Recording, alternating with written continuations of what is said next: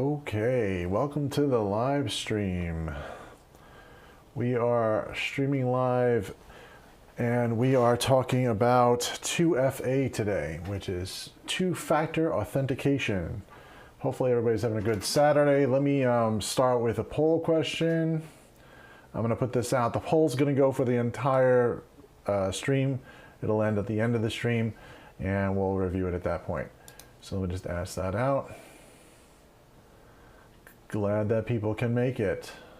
We got a few people. That's good. All right.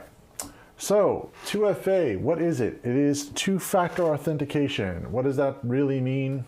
In short, it's another level of protection beyond your password. Your password is one type of protection, but it's basically a very low level of protection. It doesn't replace your password. It replaces nothing. It actually just adds on another level of security. So your password really is technically your first level of protection when you're accessing a website or anything pretty much in this aspect.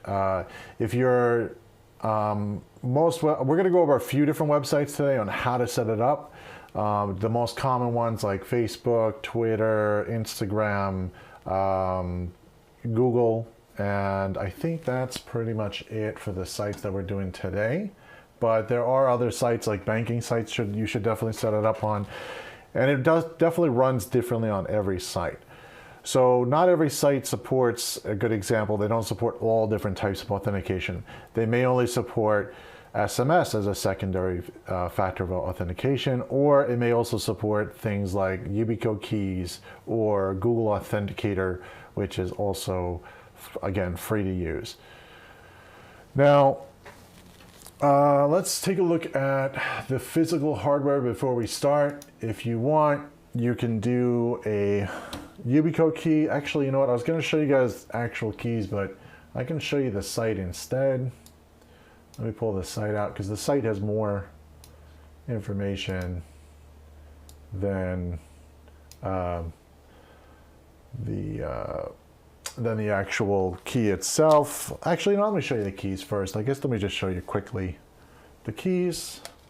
Let me go over to camera 2, put this on, put myself over there. Okay, so these are the keys, not the keyboard.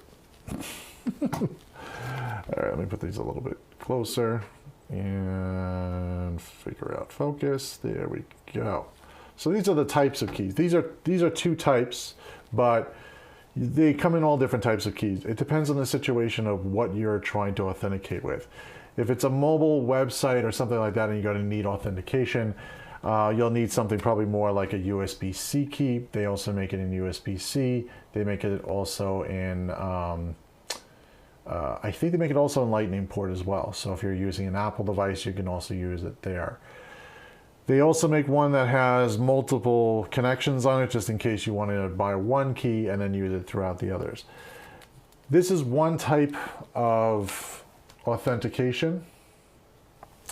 It is not bad, but it is also costs money.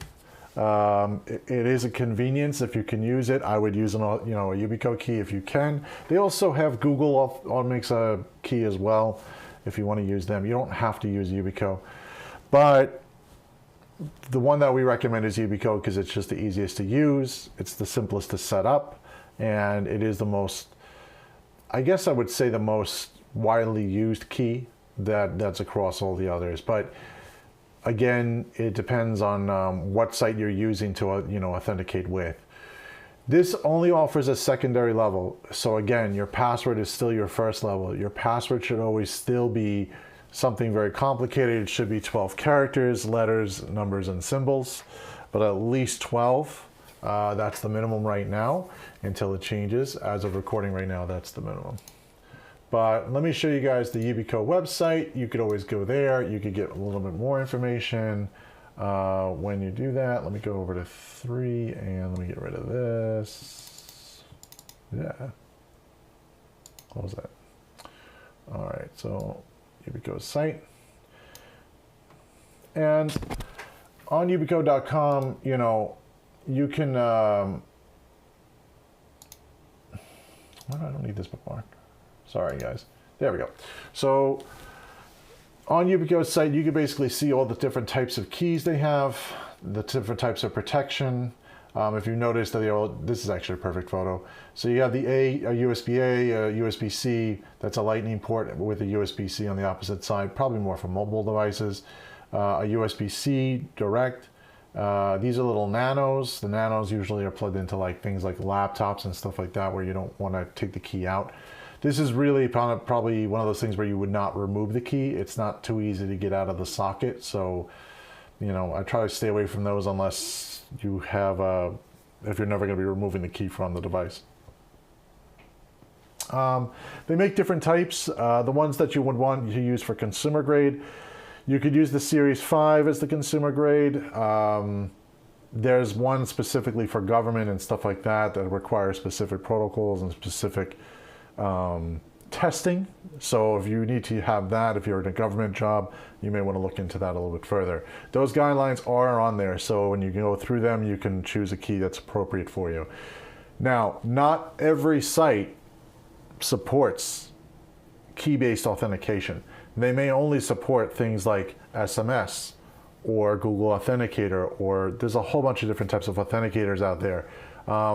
I'm picking the Google Authenticator just because I've used it the most, but they do make other ones. Apple makes one as well. I don't think it's as broadly used as the one from Google, so that's why I'm using that. SMS is also another two-factor authentication, which is just your regular text message.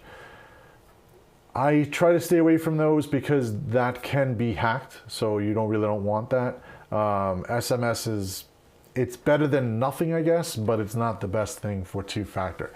The best option for two-factor would be a key or Google Authenticator or some sort of time-based security. By the way, Google Authenticator and Yubico Keys are time-based. So what they're doing is it's checking based off of the time what that code is based on that time and that time frame. Those codes go bad really quickly. They'll go bad within about 90 seconds. Some of them go bad within 60 seconds. It depends on, you know, how you have your authenticator set up. I think it's 60 seconds. Majority of the time it's 60 seconds you have to enter that code. On Google Authenticator, you can use that code instead of using a push button key. These keys, you know, the Yubico keys, are basically a little bit easier to use because you plug them in, you push the button, and it puts the code in for you. It has an authentication code on this, as well as it has a time-based code. So what happens is it will go out and it'll actually authenticate for you. This is the easiest method to two-factor. You don't want to be bothered as much. Google Authenticator, it's a little different. When you set up Google Authenticator, it will actually request that code at that time, and it will then ask you to enter that code that's specific at that time to authenticate through. Google Authenticator you would download on your cell phone. It should be iPhone and Android compliant. Let's double check, just because.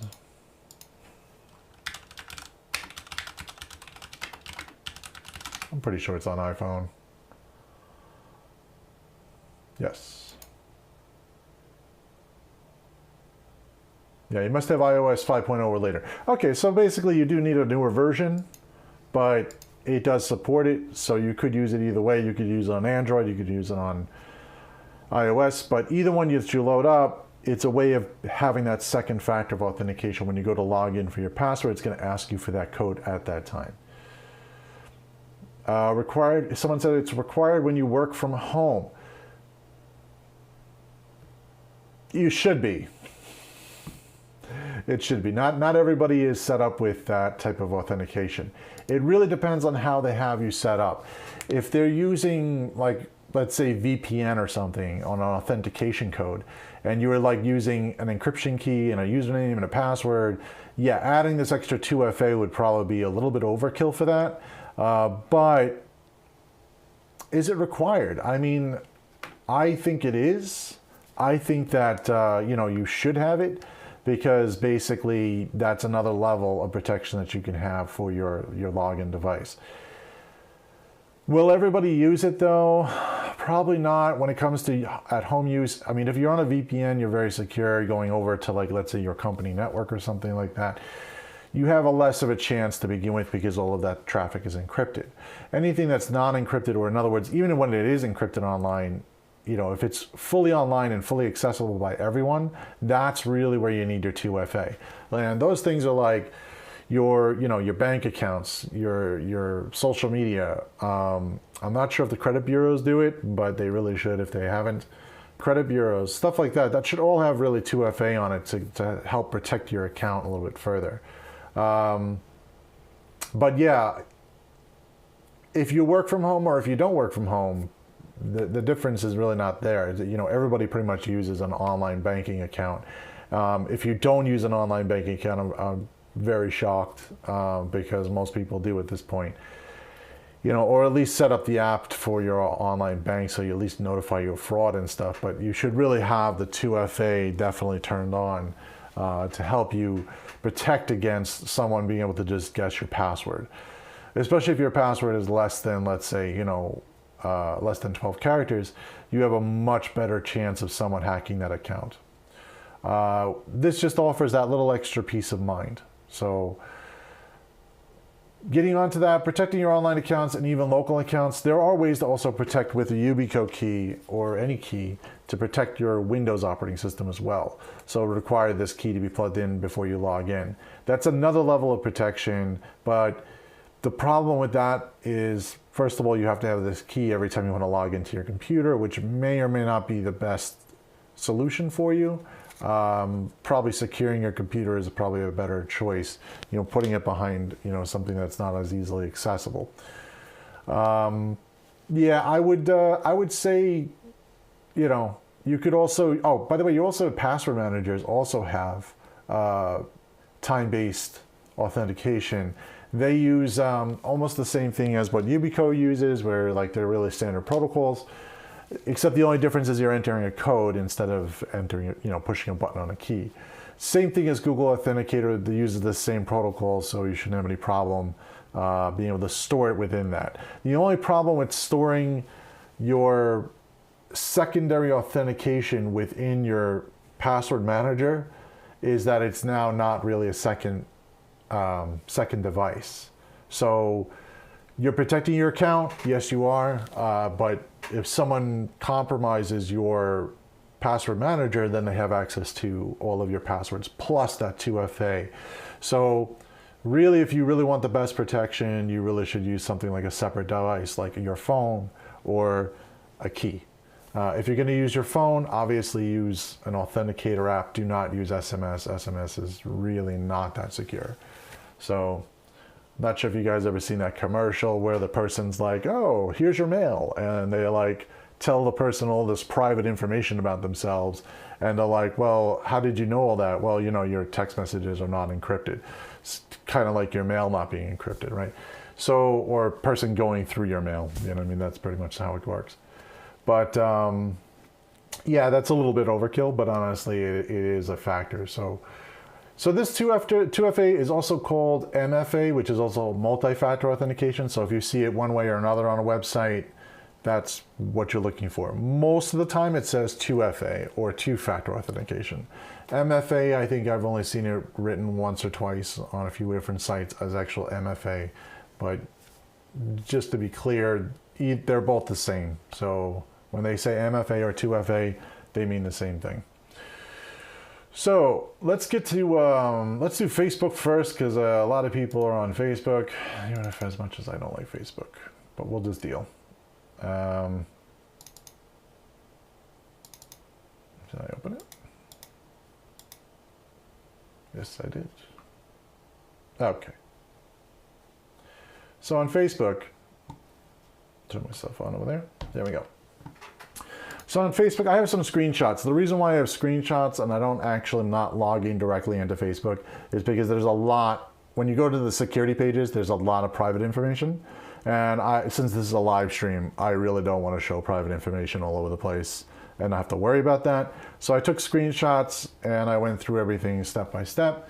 So if you're on Facebook, I'm going to have these steps also in the description for you guys. So if you want, you could also follow along within the description area. Once I'm done, all that information will be put out there down below. So Facebook, after logging in, you would just click on your profile icon. you would click on Settings and Privacy.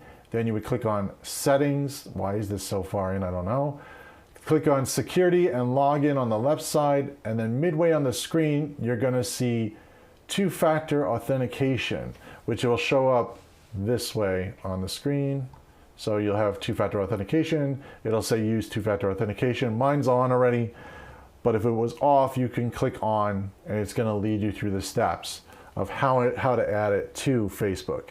By the way, you should add this to every online account that you have, because any online account is susceptible to being hacked if they keep, well, any online account is being able to be hacked because it's available online 24/7. So you don't know if someone's hacking your account unless that website has already implemented some sort of security on the aspect of passwords being incorrect and locking the account after that. But that's a very big chance on that. You know, instead of having an extra 2FA on there, which will give you a little bit better peace of mind knowing that that account is better locked. So going back to this, you want to click on Edit here, and this will allow you to edit your 2FA settings. It'll allow you to add a key, which will be a Yubico key, or you can add a Google Authenticator key. Now, if you add a Google Authenticator key, it's going to lead you through another few steps on your phone. So on your phone, download Google Authenticator, Apple, or Android, whichever one you want to use. iPhone or Android, whichever one you want to use, you can use that. It's available on the store. You can download it. It's free. Doesn't cost anything, and you have it on your phone, which is a better way of going. And when you go to do Google Authenticator, or if you go to do Google Authenticator on either device, it's going to ask you to scan a QR code. It'll pop up on your screen, the QR code to scan. I can't give you that one because the problem is the QR codes are unique to the account, and then sometimes they are reused. So I don't want to take a screenshot of that. But you're going to have to trust me. When you hit edit and you add that key, it's going to ask you to scan the barcode. You would just use your phone, you hit add QR code, and it'll actually automatically turn on your camera, and you take a photo. Well, not really a photo, but you would have it scan the QR code that's on your screen. And then it'll automatically import that account to your phone. And then it's going to automatically show you, like let's say if you're on Facebook, it will show you Facebook, and it'll start generating a code for you you'll see a code come up, and then you'll see a countdown timer to the right that's going to count down, and it'll give you a new code after that. Please expand the plus. Sorry, you can't really read that. All right, I am sorry. There we go. All right, zoomed in a little bit. Yeah, so basically, hopefully you guys can see it now. It is basically, you'll click edit, and you will go through, and it'll ask you for, which device you want to add. Now, if you're adding a Yubico key, it's actually easier. You would just add a key. You'd plug your key into your USB device, where your computer or whatever. If you're on a cell phone, make sure that you have a USB-C one so that you can connect into that, to the USB-C port. Now, if you're using an Apple device, you may need a Lightning port because Apple's got to be special. So you plug that in, and then basically you would just push the little button, and it will automatically pick up that's the key you want to associate to. That's a little easier than Google Authenticator in my opinion, but again, both are not that difficult to do. In fact, if you're going to basically set up 2FA, you really should set up both options. You should both set up the Google Authenticator and your Yubico key just as a backup, just in case, let's say you lose this key or it gets destroyed somehow. You have some sort of backup to get into your device, because without this, it's going to be really difficult. You're going to probably have to contact support to be able to get that. And depending upon certain sites, they may not approve that. They may only allow you to use your backup device or your backup code. By the way, there's also backup codes. Let me get to the next screenshot, because the next screenshot's going to explain a little bit more.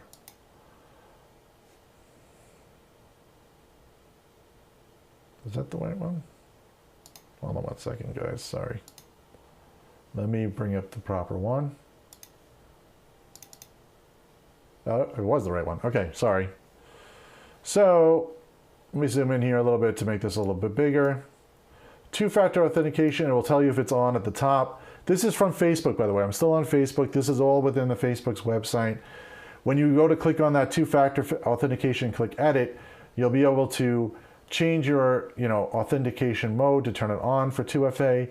You could also turn it off at the top just in case you need to reset your keys or reset maybe your Google Authenticator, if you go into a new cell phone, let's say, and you need to reset your keys. By the way, you can bring your keys from one phone to another phone. You can export your keys now, so that makes it a little bit easier, but let's say you forgot to export your keys, you could log in here, change it up, turn it off for temporary use, and then just turn it back on once you're all set with your new phone. Here is the Authenticator app. This is where you would manage your security keys, so you'll be able to manage which authenticator you're allowing to access your account. You can add one, subtract one. You can also, verify one. By the way, it won't allow you to add a Authenticator app or a key without it giving you back some sort of confirmation that that's the key that you want to put on. So in other words, Yubico, you have to push the button on the key for it to actually enact. By the way, the button is right here in the middle. I don't know, this is probably not too good. So right here, there's actually a little contact point. That contact point allows you to initiate the key. This will send the information through the USB port over to the program. So you have to push that in order for it to work. By the way, when it does this, it'll prompt you. It'll ask you to push the button on the Yubico key, and it will light up. It blinks like a little bit to let you know to push the center of the Yubico key itself. So switch this back. There we go. And when you do that, it'll automatically pick up that key. Now, if you're doing it through the app, it'll ask you to scan the QR code. So when you scan the QR code, it's going to ask you to put in the current code that's on your phone. So it'll explain these steps as you go through it. And when you do go through that, once it's locked in, this will change to on. This will change to on, and it'll be on at this point. You could also set up, you could also add multiple keys just in case you have more than one key. You could have more than one key. You could have one key for your home, one key for your business, or you can have one key for your cell phone, let's say, and one key for your desktop. You could do both. So, most sites will support 2 keys. The only site that I've noticed that doesn't support 2 keys is Amazon AWS. I don't know why they don't support 2 keys. I think I have support. AWS is not Amazon, by the way. It's AWS is their hosting for like very large servers and stuff like that. They only use 1 key for developers per each login. Let's put it that way. So you have to make multiple logins for that to work. If you want to have multiple keys, let's say if you want to have a key at your office and you want to have a key at home, it requires a lot of extra work. That's the only one that has not able to just use 2 keys for 1 account. So that's it for Facebook. After you add that, you should log out and then log back in to make sure that that asks you for a key at that point. By the way, you could also set it up that with Facebook, Twitter, any of these social media accounts, after you've logged into a device and you're authenticated, you could actually just say this device is good going forward. So you don't have to keep using the key or putting in this code every time. You could just say save my information for this device on the device. The only bad point about that is if you lose your device. If you lose your device, you may still be logged in, and therefore I would always recommend going back through your security settings, removing that device. And you can also remove this device from the same screen. Not on Facebook. On Facebook, it's in a different area. On Facebook, it's in the security settings area, one screen back. It'll allow you to change and modify which devices you have. Again, that's only if you lose your device. But you should do that anyway, even if you lose your device. Because if you lose your device and you're logged in, even without 2FA, and you're just logged in with your password, you don't want that device for someone to be able to get in there and cause havoc. So there's also SMS and recovery codes, which is down here. Let me zoom in a little bit. Ooh, a little too close. There we go. All right, there are backup methods as SMS and recovery codes. I don't recommend SMS. I recommend recovery codes. Save your recovery codes, obviously, in another device like a flash drive or something like that, or on your backup device or on your computer. But put the recovery codes in a place that you can obviously get to them, just in case, let's say you lose both your devices at the top. Let's say you lose your phone and you lose your key, and you don't have a backup key. You could use recovery codes to be able to recover your account. The only problem with recovery codes is that you got to be careful where you're storing them, because if you store them on your computer and someone else has access to your computer, then they can get your recovery codes and actually restore your account and change your password and do a whole bunch of bad stuff. So you got to keep that kind of safe, maybe even encrypted if you want. Or you can set up SMS as your second level of protection. I really don't like SMS because, again, SMS is not fully encrypted all the time, so it could be intercepted at some point. How to intercept that, that's like a whole nother video in itself, but let me just assure you that you can intercept an SMS message, especially if it's not encrypted, which most SMS messages are not encrypted. Any questions, guys, on Facebook? I think I pretty much covered it, I think.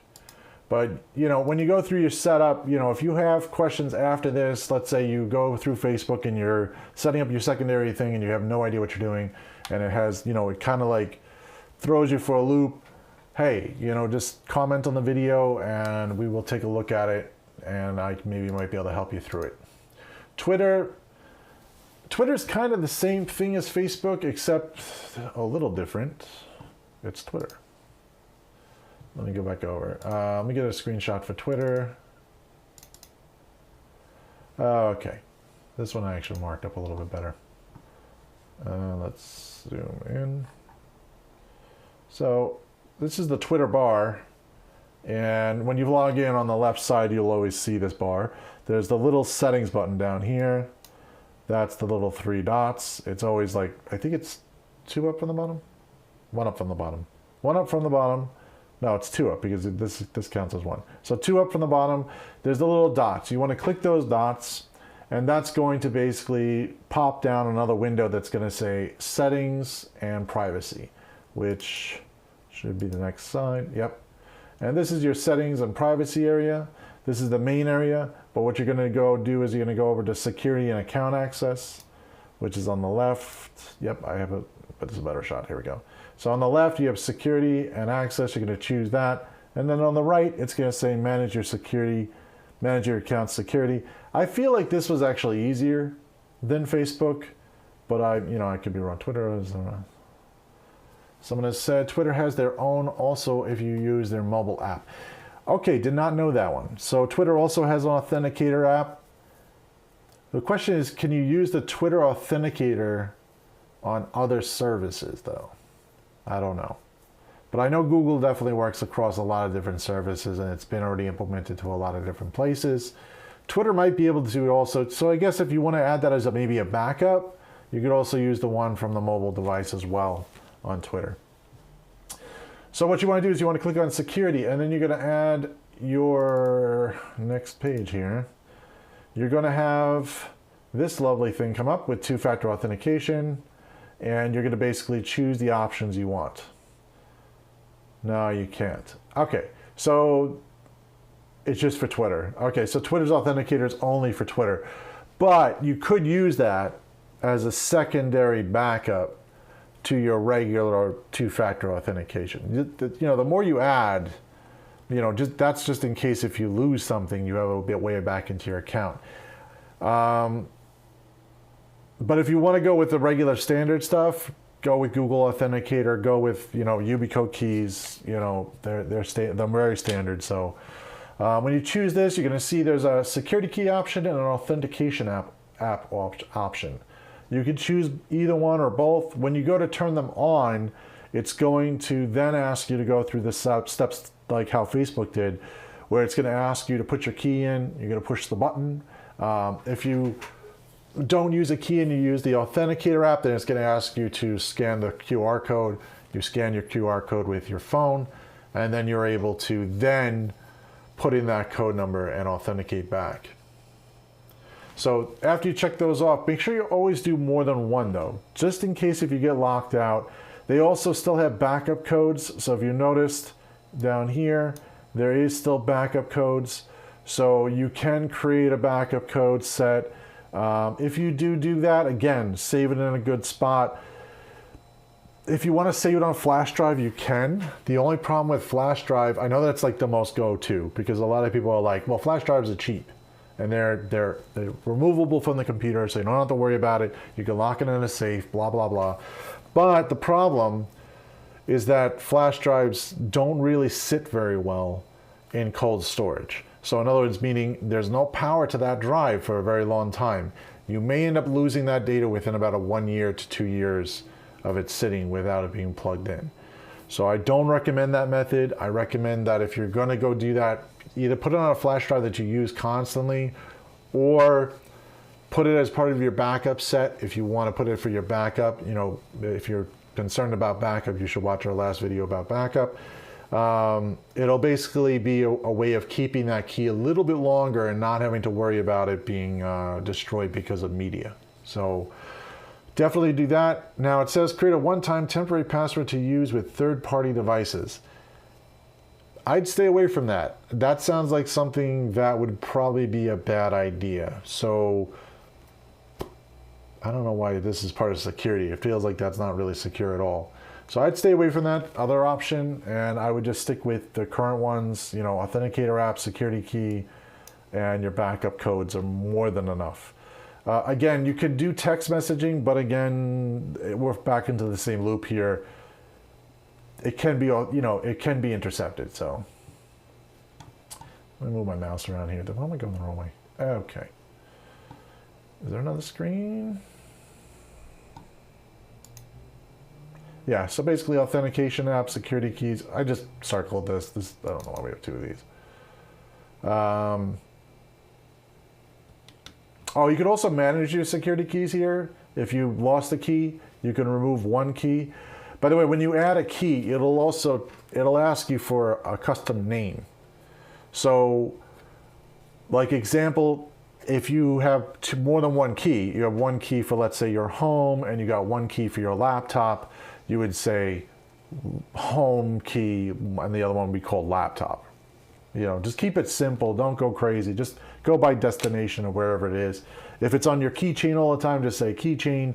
And then if, let's say, you have one for backup, you call the other one backup.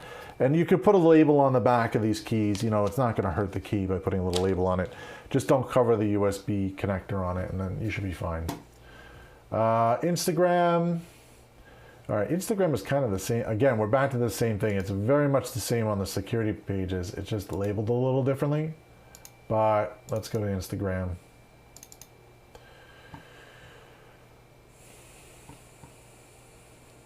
All right. Now this is the desktop version. Okay. So if you're on mobile, it's I don't know where exactly it is on mobile. Hopefully it's in the same screens. So on Instagram, it is labeled. Well, first of all, you log in, you click on your profile image in the upper right corner, you click on settings, and then you'll be clicking on privacy and security on the left, which is actually in this photo here. So that will show up. And then what you're going to go down to is two-factor authentication, which is right here. You would edit your two-factor authentication settings, and that is going to go to this, which is going to show you a lovely quick way of just adding two-factor. You're going to check off use Authenticator app. Now, what is it? Facebook owns Instagram, I assume? I forgot. I think it's that way around. So Facebook that owns Instagram required you to put in your cell phone at some point. That's what you see blacked out there. Don't use, again, just uncheck this option, use the Authenticator app instead, and then use the backup codes for everything else. You could also set up, you know, you could also set up more than one Authenticator app or use more than one key, but I don't see a key for this option. Instagram is weird, like they don't actually have keys. So you can't use a Yubico key here. They only have Authenticator app. So if you really want to get down to the nitty gritty here, at least most websites usually use Authenticator apps. They not all use keys, but the key is nice to have. It is a little easier to use if they do offer it. Again, this may change over time. Instagram may add on keys when they figure it out how to get it programmed on there. You would also use backup codes here. So you would use these backup codes just in case if you do use the Authenticator app, you'll want to have that extra second level. I don't recommend the text message one. All right, Google. Yeah, let me close that out. Let me just go back and get the Google ones. So Google is a little trickier. When you set up a Google account, Google has actually the most amount of options that I've seen. Not really surprising. They also offer a lot of other features for security. So what you're going to do is you're going to log into your Google account, and then you're going to go to, now if you log into your Google account, let's say you go to google.com and you click the little login button and you log in, or if you're already logged in, you want to go to myaccount.google.com. Again, this is going to be in the description. So if you want to get the written directions, you'll have the written directions. It will basically bring you right to your account settings, and then you're going to see something similar to this page here. And when you go to here, you're going to see on the left side, you'll have your home, your personal information, your data, your security. Security is where you're going to end up. So you're going to go there, and then it's going to go to the next screenshot, which is over here. If you notice, this is the security tab, and these are all your security settings. Now, I'm going to bring it down a little bit. Ooh, a little too far. There we go. And you'll see signing into Google, you'll have a password. Last password was changed on, whatever. These are old screenshots, by the way. So if you have a two-step verification, if this is already on, you're all set. But if it's not on, or if you want to make changes, you would click that on button. By the way, it doesn't turn it off. This will bring you to another page for verification purposes. So it'll ask you for your password again. You need to log back in again to be able to make these changes, just in case you left your computer open to somebody else walking by or something. This will not allow them to do direct access to it. You would still need to enter your password. So after you enter your password, it'll allow you to make changes. And this is your two-step verification area. This is where you can turn it off at the top. Let me bring this up a little bit. You can turn this off on here. If you turn this off, remember to turn it back on later. You may turn it off for a reason. There may be a lot of different reasons to turn this off, but most likely if you're changing devices again, or if you're changing even physical keys, you'll want to turn this off and then back on just to reset all the keys. Going below, by the way, if you turn anything off, it resets your keys. The last time I checked, it reset the keys. Now, don't hold me to this because maybe Google changed it in programming, but when you hit turned off, it used to remove all your keys. And then when you turned it back on, you would have to reassign your keys again. They may have changed this, and they may have just made it a toggle, but now, there's a few options. If you have an Android phone, I recommend that you turn on the Google prompts. It's probably on by default anyway. It'll ask you what device you have, and it will say, you've logged in with this device before. Now, if you have multiple phones, or if you get rid of your Android phone, because Android phones, you upgrade more often. It's just the way it works. So if you upgrade more often, you want to go back in here. This is where you would modify all of your phones that you've had previously. I would delete any phones that you have previously, because just in case you forgot to sign out of the phone before, let's say you recycled it or you sold it, you'll need to go back in here and then readjust that and delete those phones.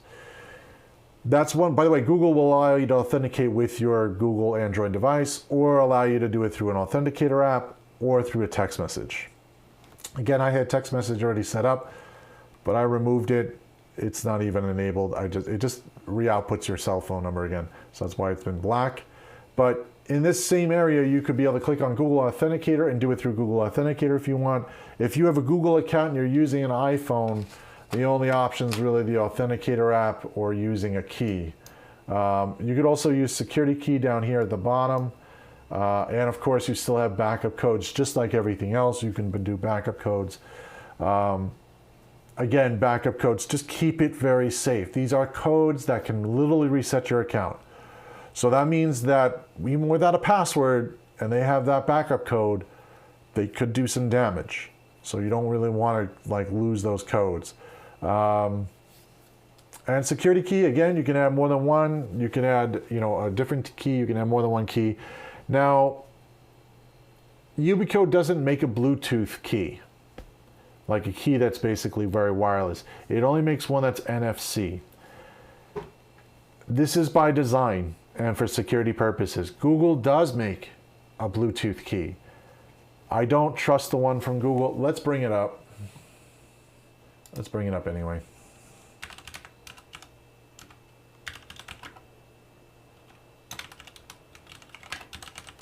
Let's see if we can bring up the website.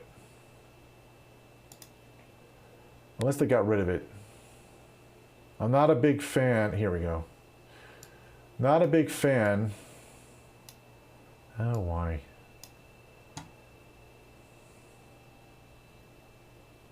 There we go. No. All right, let me move it over a little more.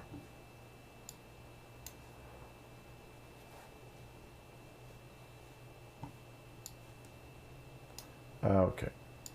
Let's put it in this tab. There we go. Turn myself back on. Okay, so Google also makes keys.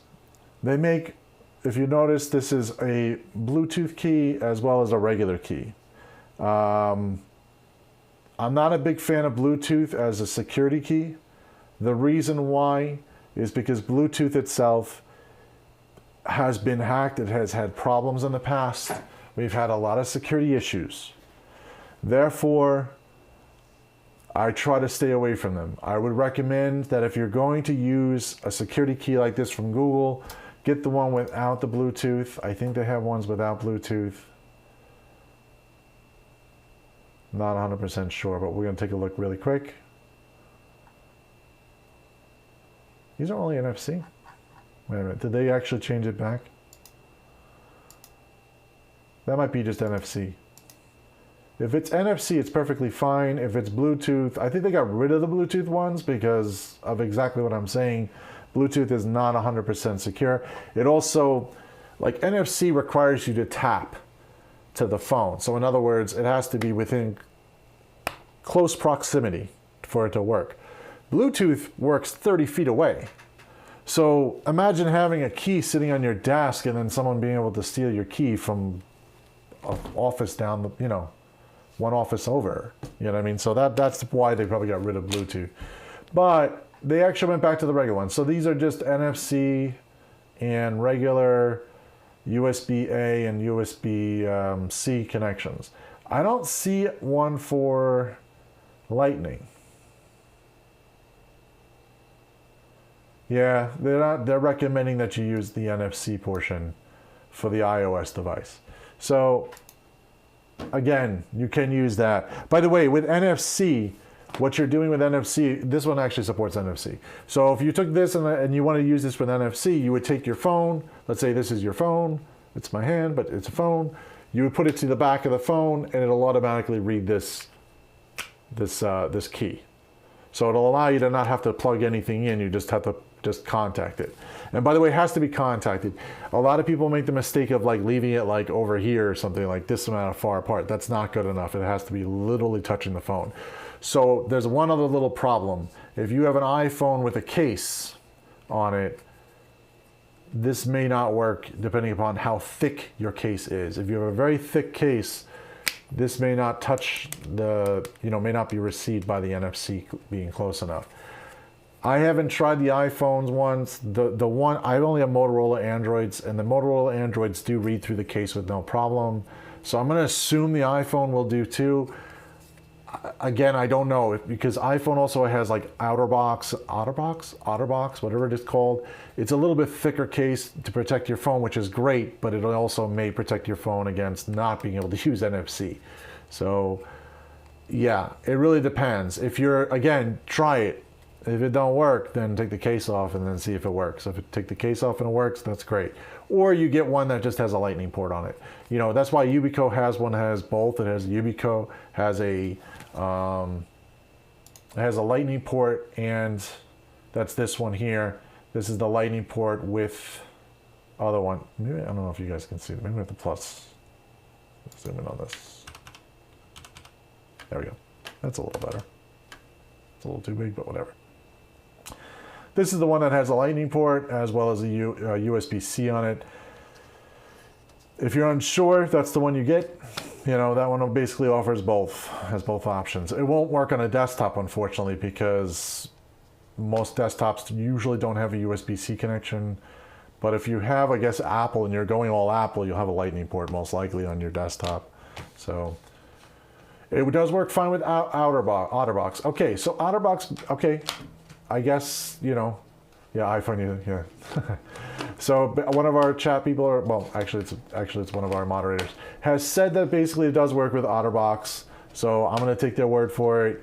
It probably works fine, you know. But if you have a really thick case, maybe you have a really thick case from Amazon or something, you know, that's really a piece of junk, then maybe it might be a little too thick for that to happen.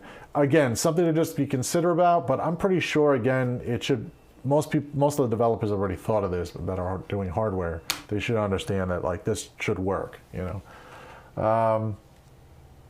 Yeah, but I would definitely recommend staying away from SMS. Go with a key of any type. Now, if you want to go with a Google key, you can go with a Google key. Does Apple offer a key?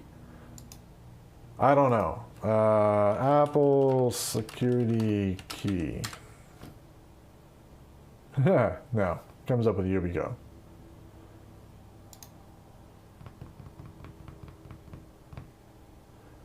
No, they don't. I don't think they make a physical device. I think they're using. They have their own. They have their own authenticator, I think, or something like that. But I don't think that. But again, it's not really widely used across every platform.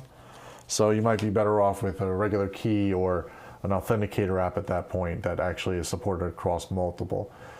If you don't want to be bothered with keys, don't be bothered with keys. Just use the authenticator apps. Apple has its own stuff just like that.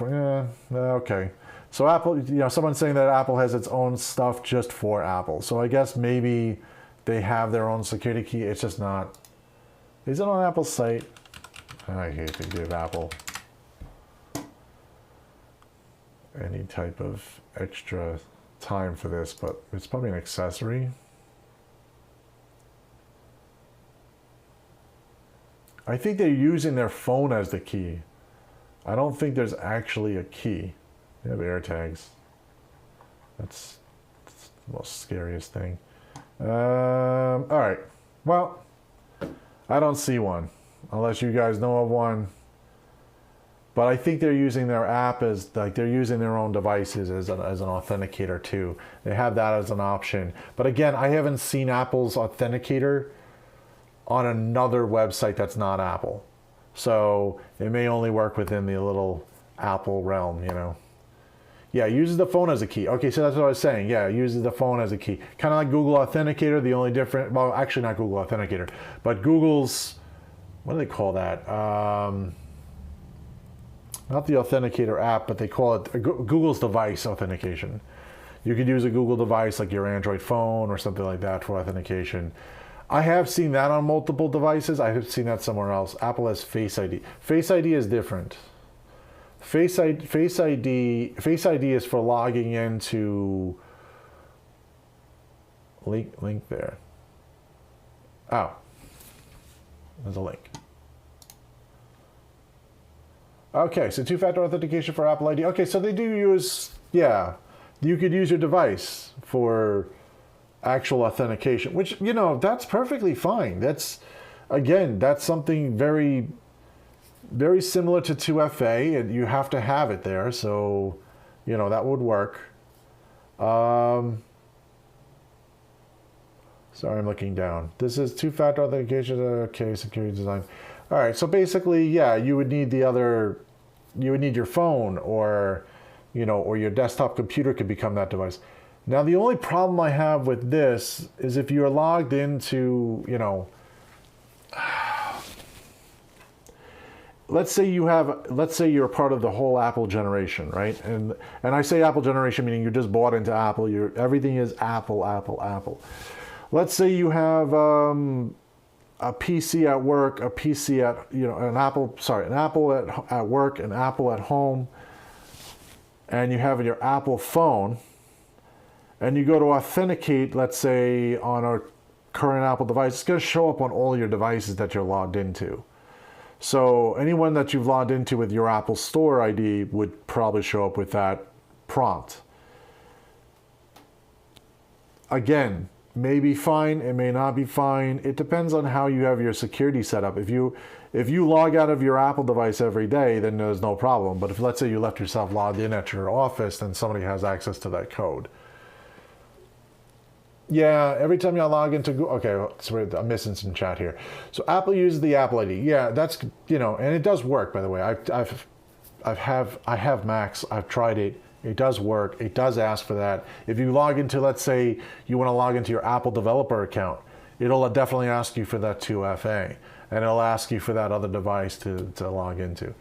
And Google does the same thing with its devices. Yes, when you log in from another device, it'll ask you to authenticate from another device. It won't ask you to authenticate with that device. That defeats the purpose. So you'd have to use the other device to authenticate. But Google also offers both options. I'm not sure if Apple I think offers, actually it looks like they do because I'm looking at the screenshot. So it does actually offer like another option if you just decide, okay, I'm not in front of that, that machine, you could do some sort of other authentication. Every time I log into Google on a new device, it pings my work phone that is an Android. Yes. Yeah, that's the way it uses 2FA if you want to do that. Again, you could do multiple setups. The way I was recommending here on all the screenshots, that was doing through a regular device. Now that's if you have Google, or if you don't, it'll work both ways. But yes, if you have a Google device, it will use the Google device first as the first authentication. So it'll definitely send out to those devices. That's also why I recommend that you go through your device list if you change your phone a lot to make sure that the other phone has been removed.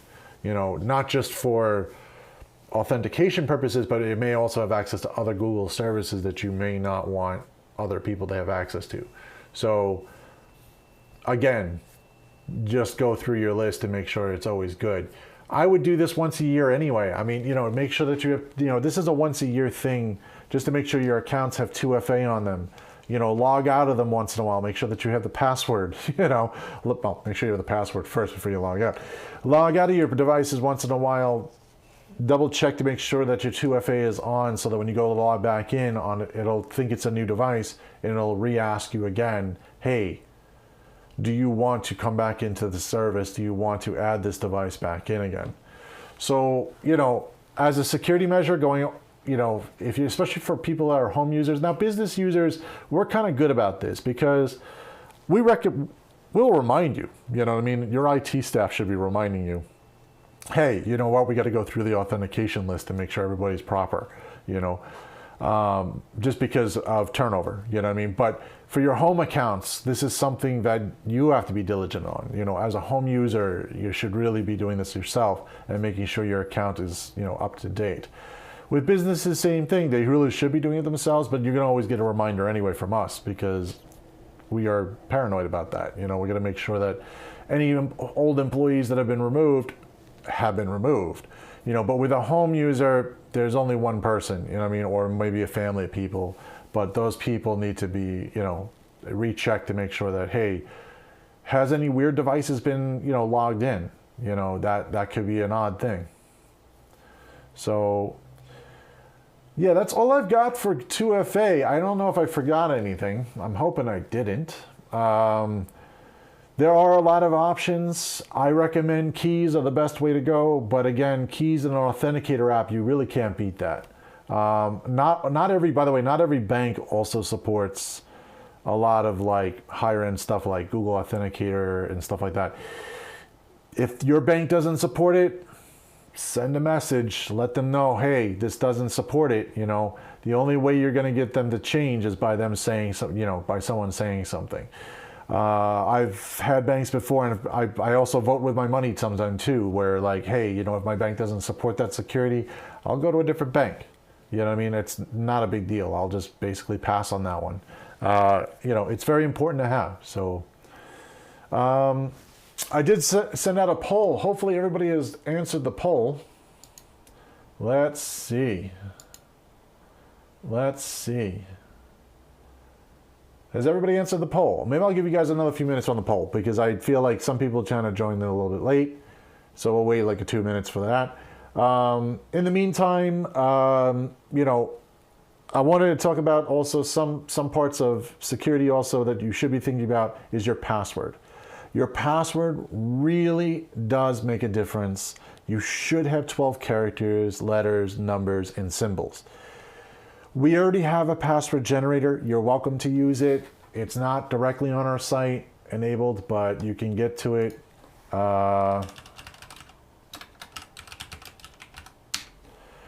You can go here, it goes right, we'll put this in the link as well for a random password generator. It does generate really good passwords. It also makes ones that are easy to type and easy to remember most of the time, because we're usually choosing from a bunch of a word category list, and as well as the numbers and the characters and symbols are totally random. It does choose 2 words that are familiar to be able to spell, so they are, I'm hoping that they're all spelled correctly in our, you know, if you get a misspelled word, you let me know. But, you know, we have a whole bunch of words that we pull from a word category list that allows us to basically make sure that you have 12 characters, that you're meeting the requirements, you know, that you also are including letters, numbers, capitals, lowercase, and symbols. And if you look at it, the passwords are not that complicated. I mean, are they a little bit hard to type in on a phone or a mobile device? Yeah, but you could also replace them with, you know, characters that, you know, are on your mobile device that are a little easier. We'll probably have a list of those posted on the random generator. We'll have some documentation on there soon with basically including some of the ones that are a little bit easier for mobile devices. We'll probably have a checkoff for mobile devices that'll make it a little bit easier for mobile devices for the mobile keyboard, because the mobile keyboard doesn't really come up with all the special symbols. So we will definitely, actually it does. I shouldn't say that. It does come up with all the symbols. It's just harder to get to some of those symbols where you have to go like 3 screens deep just on a keyboard, which you don't want to do. It just seems kind of crazy. So, all right. So the poll question was, do you use 2FA currently? And I had 3 answers for you. Yes, no, and what is 2FA? That is why I'm here. I'm going to end the poll right now. Let's get the results. End the poll. There we go. So 66% of you said yes, you use 2FA. Great for you. Hopefully you're always double checking your devices and keeping up on it. What is 2FA? That is why I'm here. At 33% of you have answered that. That's great, because at the end of this, you're gonna set up 2FA, right? You're not gonna like ignore this whole entire thing, especially if you sat here for more than an hour. So, and no one said no. So that's good. I think that, you know, you guys are here to learn about 2FA. That is awesome. And that's what you need to do. You need to go out there and set it up on all your, you know, set it especially up on your mobile devices, you know, set it up on all of your web platforms. Again, social media, banking, those are the 2 real big ones. If you're using a credit bureau, I don't think the credit bureaus have it, but if they do, turn it on. If you're using anything with tax records, if you're in a business, you should have all your tax records. You know, you should have a 2FA definitely on for that. Any of your IRS stuff, you know, the wonderful fun stuff there. I'm not going to get too far into that. You guys could definitely go into that website and check it out. Government websites are a little bit more trickier to turn things on because they're kind of in weird spots. They're not really very well thought out. It's kind of like just thrown anywhere. If it's there, it's a miracle in itself. So, yeah. And, you know, if you guys have questions, leave them in the comments below. This is really it. There's not really much more to 2FA. It's really this simple. You know, just basically turn it on, but your password should also be very complex. You should still have 12 characters for your password. I know that's hard to do sometimes. Trust me, I enter passwords all day long. It's a real pain when you got to enter a very long password. But if you just, if you use our random password generator, you'll get passwords that are not too hard to type. They're not too impossible. They're hard to remember. 12-character passwords are impossible to remember. But that's where you use something like, Bitwarden, where you can actually protect yourself with, a actual like password manager and stuff like that. Don't get me, okay, someone said, don't get me started about government logons. Yeah.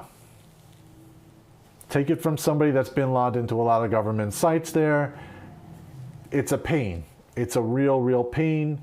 I've also had them where like they just changed something. They went with a different like web firm or something, and then you lose all the passwords. They just reset everything. And it's as if like you don't have any of your data anymore. Whatever. I you know what? I can't even speak to how that should be fixed. But, I guess maybe they should really learn their lesson and actually develop it right the first time. That's all I can say about that. But yeah, that's about it, guys. So we have an upcoming live stream Monday at 5:30 Eastern. So, that's a build. That's another system build. That's a customer system build. So we encourage you to come and visit and watch that happen. That will be about building computers. So if you have questions about building a computer, or if it's your first time building a machine, that's definitely something you may want to watch. We also have all of our other live stream builds uploaded to YouTube, so you can always go back through that playlist, watch any of those. If you do join the live build, ask questions. It is really important to ask questions, especially if you're building a machine yourself. 2FA, if you have questions about 2FA and you're watching this in the rerun, feel free to add comments below. I do read the comments, even the robots. I usually have to like cut them off, but hey, that's what happens. But if you have any other, if you're a real person writing a real comment, I will answer you. I also answer on Twitter. I don't really answer much on Facebook, so I'm sorry about that. But Twitter is my platform, I guess, more than likely. Instagram is not really a platform for conversation. It's great for photos, but not really for conversation. But feel free. And yeah, like, subscribe, do all those wonderful YouTube things you do. If you're going to dislike this video, be sure to hit dislike twice because you're special. And I'll see you guys in the live stream, the next one. See ya.